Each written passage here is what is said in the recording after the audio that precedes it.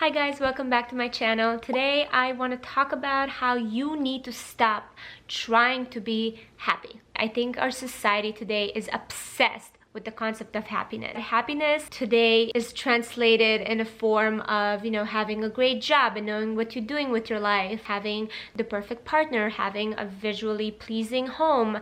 It comes our way from so many directions: social media, TV, magazines. Everybody wants you to be happy. But I find that in the last couple of months, this whole search for constant happiness made me feel more confused and lost than ever. So I started looking into this whole subject of happiness, and I found that in the past 30 years, we had a serious rise of depression and suicide, and those things happen mostly in more established and developed countries. And you would think that with technology and medicine and Uber Eats, we'll be happier.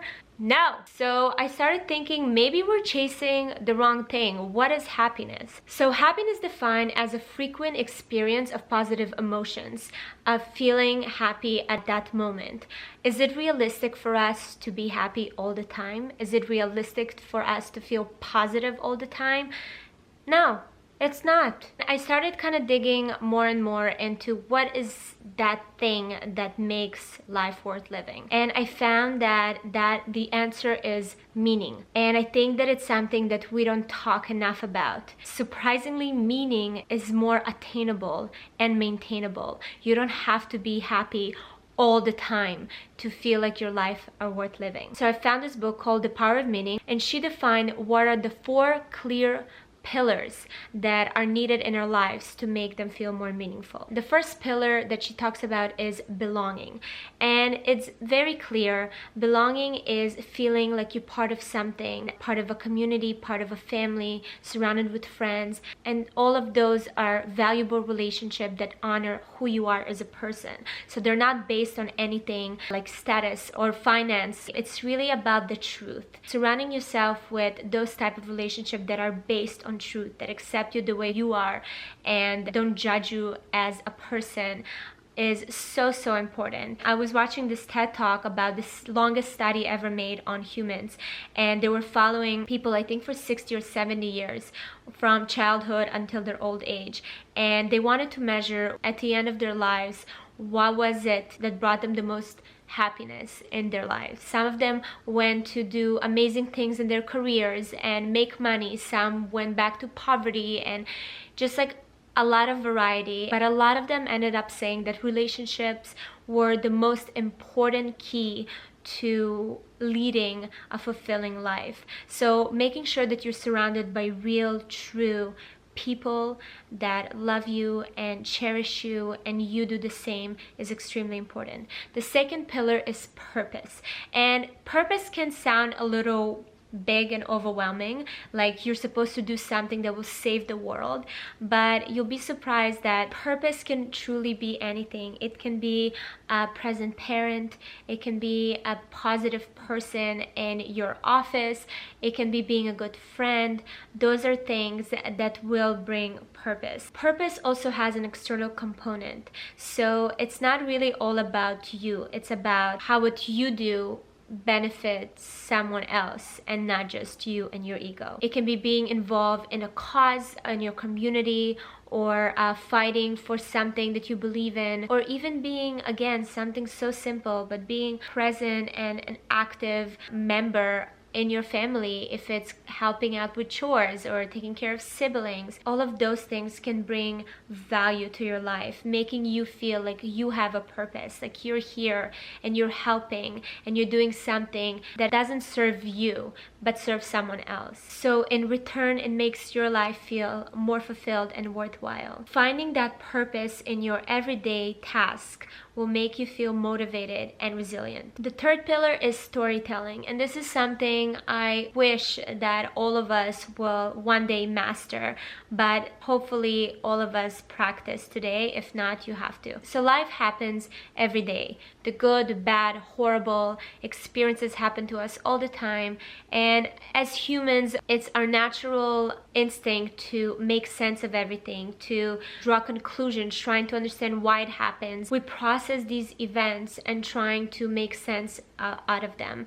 And those stories that we tell ourselves are really defining who we are. So we always make narrative choices when we're telling these stories to ourselves. The choices that you make with those stories shape you as a person. I'm sure you see around us, there's so many inspiring and motivational people that the way they tell their story is coming from a place where they had that challenging or bad experience in their lives, and it led them into something bigger and better, and they found a way to tell that story, and that story gave them meaning and purpose.